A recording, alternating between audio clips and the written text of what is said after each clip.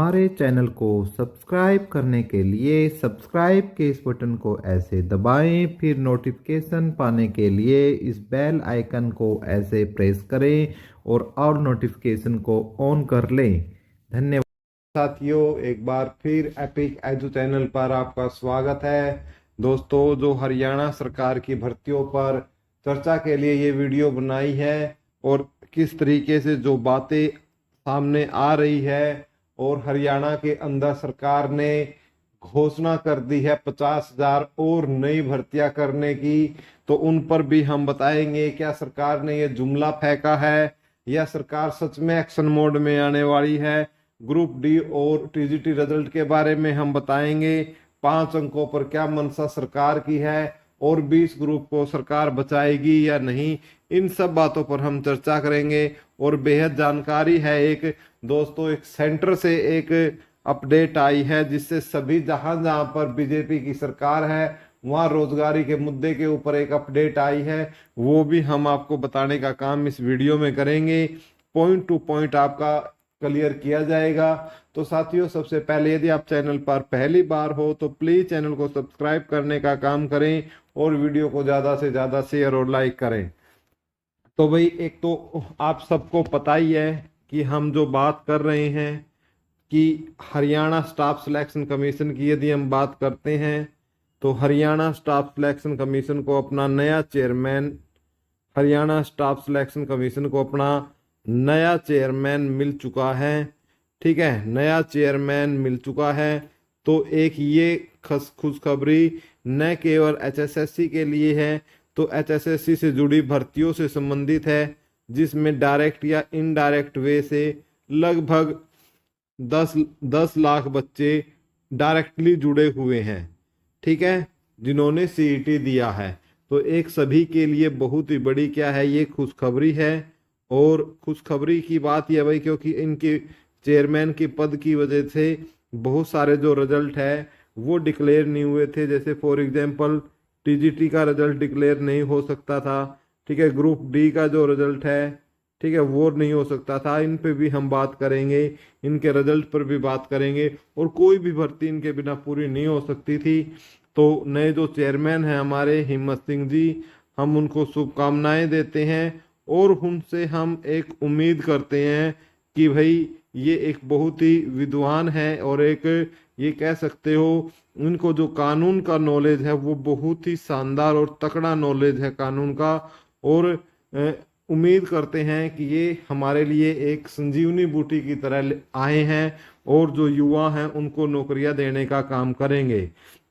और इन्होंने अपने पहले ही जो भाषण है या ये कह सकते हो प्रेस कॉन्फ्रेंस है, उसमें इन्होंने एक पॉइंट क्लियर कर दिया है कि जो 20 ग्रुप की हम बात कर रहे हैं कि सरकार उनको बचाएगी या नहीं बचाएगी, तो 20 ग्रुप्स पर इन्होंने क्लियर कर दिया है कि हम इसके ऊपर एक रिव्यू पिटीशन लगाएंगे। ठीक है, तो रिव्यू पिटीशन क्या है, जो एचएसएससी की लीगल टीम है वो तो लगाएगी। ठीक है, जो लीगल टीम है, तो इन्होंने कहा कि मुझे भी अपने लेवल पर इन चीज़ों का बहुत नॉलेज है और मैं इनसे लगातार जुड़ा रहा हूँ। तो इन्होंने कहा है कि मैं भी खुद अपने लेवल पर भी एक जो रिव्यू पिटीशन है, मैं अपने लेवल पर भी एक ये रिव्यू पिटीशन इसके ऊपर लगाने वाला हूँ। ठीक है, ताकि जो ये 20 ग्रुप्स हैं इनको पूरा किया जा सके, इस भर्ती पर कोई आंच ना आए और जो पहले से ही नौकरी पर लगे हुए हैं स्टूडेंट हैं उन पर भी कोई प्रॉब्लम ना आए। और इन्होंने एक बात स्पष्ट बोल दी है कि हम पूरे साल का, ठीक है, एक एनुअल जो कैलेंडर है, ठीक है, वो जारी करेंगे। ठीक है, जिसमें पूरा विवरण होगा, ठीक है, कि किस महीने में और किस दिन जो शेड्यूल होगा, ये कह सकते हो कि जो एग्जाम का जो शेड्यूल है, ठीक है, वही इसमें बनाया जाएगा। तो एक ये बहुत बड़ी अच्छी बात है जो कि हरियाणा के इतिहास में पहले नहीं हुई। उम्मीद करते हैं बने और वो स्ट्रिक्टली फॉलो भी हो और उसी डेट पे वो एग्जाम भी हो, जो कि अक्सर हरियाणा में नहीं होते हैं। ठीक है, उसके बाद बात करते हैं कि जो 5 अंक है हमारे, यदि हम 5 अंक की बात करते हैं कि जो हमारे पंजाब और हरियाणा हाई कोर्ट है उसने उनको असंवैधानिक देते हुए उनको क्या कर दिया है, हटा दिया है। ठीक है, इसको लेकर खास तौर से जो दो अधिकारी हैं, या जो कह सकते हो दो बड़े राजनेता हैं, वो इसको लेकर चुल पकड़े हुए हैं। एक तो मैं बता देता हूं, खुद सीएम नायाब सिंह सैनी, ठीक है, नायाब सिंह सैनी, और एक हमारे जो सेकंड है, जो हमारे पहले हमारे एक्स सीएम हैं, ठीक है, पूर्व सीएम मनोहर लाल खट्टर जी। भाई इनका ये मानना है कि भाई हमने ये जो स्कीम दी थी, हमने गरीबों को दी थी, ठीक है, और गरीबों को हमने नौकरी देने का काम किया था अंत्योदय की भावना से, और ये अंक है सभी को, इसी प्रकार ये 5 अंक है वो भर्तियों में मिलते रहेंगे, और हम इसको नहीं जाने देंगे, और इसको लेकर हम क्या है, सुप्रीम कोर्ट में जाएंगे। ठीक है, तो ये खुद जो आज की जो एक प्रेस कॉन्फ्रेंस थी, ठीक है, जिसमें खुद सीएम नायाब सिंह सैनी की स्टेटमेंट थी ये कि भाई हम इसको लेकर क्या है, सुप्रीम कोर्ट में जाने वाले हैं, और हम इस 5 अंकों को किसी भी हालत में नहीं जाने देंगे, और अंत्योदय की भावना से हम सभी को इनका लाभ हम पहुंचाएंगे, और वापस इन अंकों को सुप्रीम कोर्ट से लेकर आएंगे। लेकिन भाई इस आगे मैं बात करूंगा इस पर दोबारा से, साथ ही चलो यही बात कर लेते हैं दोस्तों। यदि ये जो 5 अंक है, यदि सरकार सुप्रीम कोर्ट में चली जाती है, तो समझ लेना भाइयों कि ये जो सरकार है, ठीक है, जो ये सरकार है भर्ती करना ही नहीं चाहती, सरकार भर्ती करना ही नहीं चाहती। आप इस बात को समझ लेना, और एक चीज तय हो जाएगी फिर कि सरकार खुद क्या है, एक भर्ती रोको गैंग खुद है। ठीक है, यानी इनको भर्तियों से मतलब ही नहीं है, भर्ती रोको एक गैंग है, और इस गैंग का जो फिर सफाया करने का काम करना है, फिर करना है भाइयों हम जैसे युवाओं को इस गैंग का क्या करना है, सफाया करना है। ठीक है, इस गैंग का हमने क्या करना है, सफाया करना है। फिर कब करना है, विधानसभा चुनाव के अंदर। ठीक है, विधानसभा चुनाव के अंदर, ठीक है, विधानसभा जो चुनाव है, जैसे लोकसभा में हमने इनकी औकात इनको दिखाई कि 10/10 सीटें इन्होंने ले रखी थी, लेकिन युवाओं का पुरजोर विरोध, किसानों के अपने मुद्दे, इनको आज कितनी सीटों पर लेके आ गए, 5/10 पर लेके आ गए, यानी सीधा 50% की वोटिंग का लॉस इनको हुआ है। ठीक है, यानी ये लगा सकते हो हरियाणा की जनसंख्या का लगभग आधा प्रतिशत ही जो वोट बैंक है इनको मिला है, आधा नहीं मिला है। तो विधानसभा चुनाव में तो इनको यदि इसी तरीके से रहा तो युवा तो इनको 10% ही वोट भी नहीं देगा, 10% वोट भी इनको नहीं मिलने वाले हैं, और इनको फिर जमुना पार करने का रास्ता यही जो यंग ब्रिगेड है इनको दिखाएगी। अब बहुत सारे अधिकारी हैं इनके, चाहे उसमें हम बात कर लेते हैं पहले हमारे जो एक्स चेयरमैन है, ठीक है, एक्स चेयरमैन की यदि हम बात करते हैं भोपाल सिंह खत्री जी।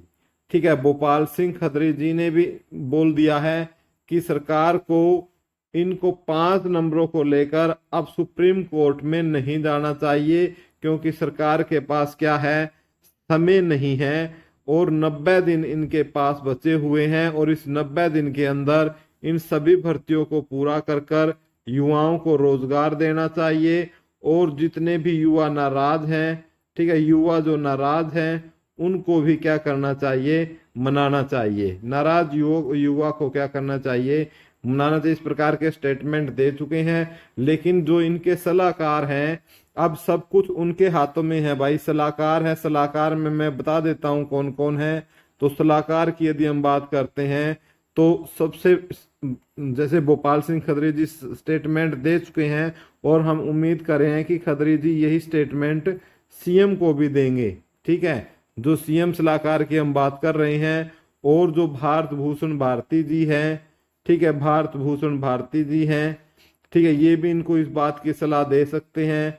राजेश खुल्लर जी हैं, ठीक है, राजेश खुल्लर जी हैं, और खुद एजी साहब हैं, ठीक है, खुद एजी साहब है, और साथ में हमारे एचएससी के चेयरमैन, जो कि आपको पता ही है कितने कानून का इनको भी अच्छा नॉलेज है।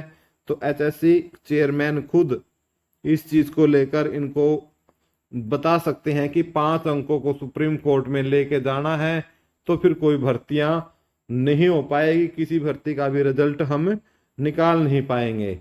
अब इसी बीच यदि इन सब बातों के बीच हम बात करते हैं टीजीटी रिजल्ट की, टीजीटी रिजल्ट की बात हो, चाहे हमारा ग्रुप डी रिजल्ट की बात हो, दोनों की बात हम पैरेलल करेंगे। ठीक है, चाहे ग्रुप डी हो चाहे टीजीटी हो। तो मैं अपने साथियों को बताना चाहूंगा कि एक कंडीशन तो ये है कि सरकार सुप्रीम कोर्ट में नहीं जाती है, तो उस केस में जो टीजीटी का रिजल्ट है, ठीक है, उस केस में जो टीजीटी का रिजल्ट है वो आपका आ सकता है, आप अंदाजा लगाओ, जून के 3rd और 4th वीक में और जुलाई में आपको स्टेशन मिल जाएंगे। जुलाई में आपको क्या स्टेशन मिल जाएंगे। इस प्रकार ग्रुप डी की जो सेकंड लिस्ट है उसकी बात करते हैं हम, तो जो सेकंड लिस्ट है आपकी 20 जून तक आपकी सेकंड लिस्ट आ जाएगी और जून के लास्ट तक सभी को क्या है, पोर्टल ओपन कर पोस्टिंग सभी जो कि लगभग 13,567 के आसपास है, सभी को दी जा सकती है। ठीक है, यदि सरकार सुप्रीम कोर्ट में नहीं जाती है, यदि सरकार सुप्रीम कोर्ट में जाती है, ठीक है, यस लिख रहा हूं मैं, जाती है, तो उस केस में तो भाई रिजल्ट फिर काटा है, कोई रिजल्ट नहीं आएगा। क्या पता सुप्रीम कोर्ट में 1 साल लगे, 2 साल लगे, 6 महीने लगे, तब तक क्या रहेगा, कोई भी रिजल्ट। ठीक है, तो कोई भी चाहे, और इसमें क्या है, टीजीटी की ही हम बात नहीं कर रहे, ये दोनों ही चाहे ग्रुप 56-57 है, ठीक है, वो भी पूरी नहीं होगा, चाहे ग्रुप 1-2 है जिसमें सबसे ज्यादा बच्चे हैं, वो भी पूरा नहीं होगा। ठीक है, और जो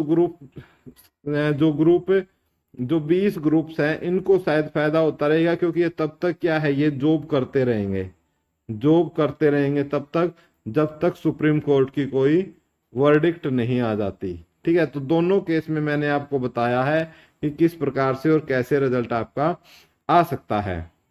दोनों केसों को, स्थितियों को समझाने का मैंने इसके अंदर आपको प्रयास किया है। अब हम बात कर लेते हैं 50,000 नई भर्तियों को लेकर। आज जो हमारे सीएम साहब है नायाब सिंह सैनी जी, ठीक है, सीएम साहब है नायाब सिंह सैनी जी, उन्होंने बोला है कि 50,000 भर्तियां होंगी। ठीक है, हम इस विधानसभा चुनाव से पहले, यानी जो हमारा समय बचा हुआ है, ठीक है, विधानसभा चुनाव से पहले जो हमारा समय बचा हुआ है, लगभग 90 दिन या जो 100 दिन हमारे बचे हुए हैं, इसमें हम 50,000 भर्तियां और करने वाले हैं। तो इन जो 50,000 भर्तियों में आप ये लगा सकते हो भाई, जो लगभग आपका 30,000 से 32,000 भर्तियों का तो जो प्रोग्राम है वो चल ही रहा है।